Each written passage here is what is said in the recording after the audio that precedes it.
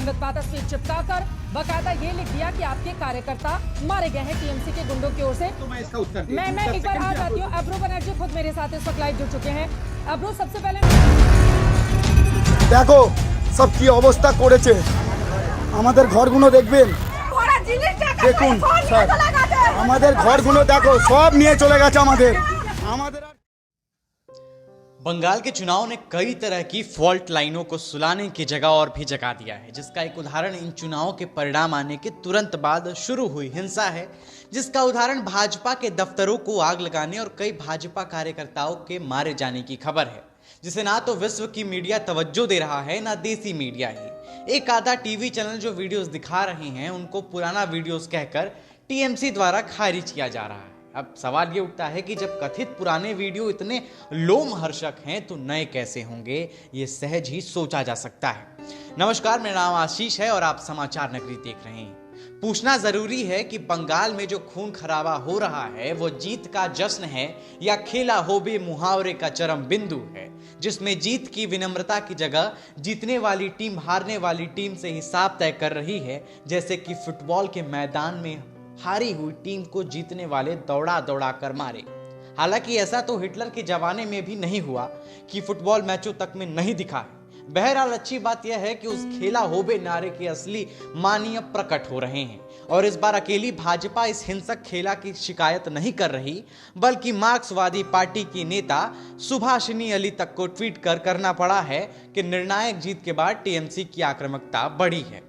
उनके अखिल भारतीय जनवादी महिला संगठन की बर्दवान इकाई की एक महत्वपूर्ण कार्यकर्ता काकोली क्षेत्रपाल की नृशंस हत्या कर दी गई है। मोदी और भाजपा के घृणा करने वालों के लिए भाजपा की ऐसी शिकायत एक ड्रामा भर होती, पर सुभाषिनी के उक्त ट्वीट के बारे में वो क्या कहेंगे। जीत अपनी जगह होती है, पर जीत का नशा मारक होता है। जीत के बाद भी खेला रुका नहीं है, बल्कि सफाई अभियान की तरह जारी है।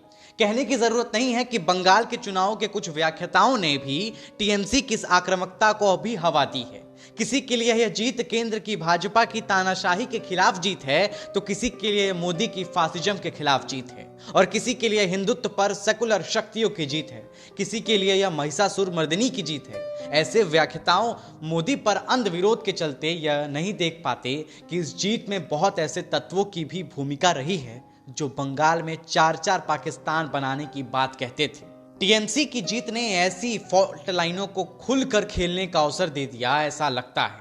अगर कोई दल अपनी बड़ी जीत के बाद अपने विरोधियों का सफाया करने का एजेंडा चलाता है तो यह भी एक प्रकार का फासिज्म ही है, जो विरोधियों को छांट छांट कर निपटाता चाहता है।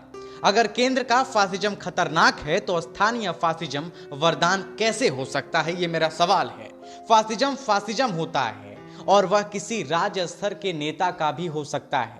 बंगाल में ऐसे निरकुशता की परंपरा रही है जिसकी शुरुआत कभी सिद्धार्थ शंकर रे के शासन में हुई थी, तब सीपीएम उसका टारगेट रही। बदले की इसी परंपरा को प्रकारता से सीपीएम ने भी चलाया, फिर टीएमसी ने सीपीएम के खिलाफ चलाया और अब वह भाजपा के खिलाफ चला रही है। लेकिन टीएमसी के अहंकार का एक नया कारण और भी है, वो है दोहरा अस्मितावाद।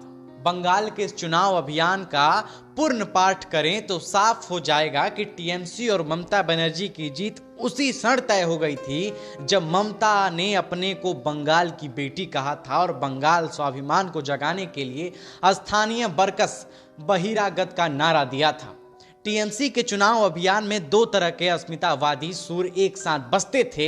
एक था बंगाली अस्मिता के अभिमान का सुर और दूसरा था बंगाल की एक बेटी का, यानी एक अकेली बंगाल स्त्री का अनकहा स्त्री अस्मिता सुर या दू हथरड़ की तरह था।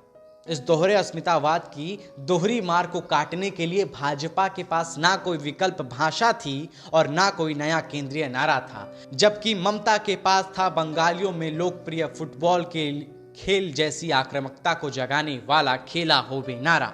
मोदी और भाजपा के नेता अपनी मोदीवादी विकासवादी संस्कृति के मुकाबले इस खेला होबे की काउंटर क्लचर की सांस्कृतिक दीवार को भेदने में असमर्थ रहे।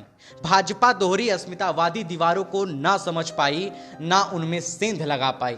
जबकि एक वक्त में गुजरात चुनाव में मोदी ने स्वयं गुजराती अस्मिता का नारा बुलंद किया था कि मैं गुजरात की 5 करोड़ जनता का अपमान नहीं होने दूंगा, और कांग्रेस उसे कभी भेद नहीं पाई।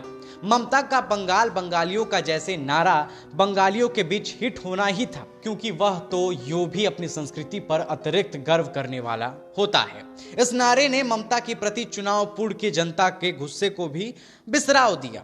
अस्मितावादी विमर्श ऐसे ही निरंकुशवादी विमर्श होते हैं, वे अपने से अन्य या अपने से भिन्न को जरा भी जगह नहीं देते। ममता के जीत में असली खेला उस वक्त उक्त प्रकार के दोहरे अस्मितावादी विमर्श ने ही खेला है। यूं भी यह और दौर राष्ट्रवाद बरकस स्थानीयवादी अस्मितावादी विमर्शों का दौर है, जो केंद्रवादी राजनीति को अपना अन्य यानी शत्रु मानते हैं। और बंगाल का दिल्ली से पंगा तो पुराना है और गुजरात से भी है।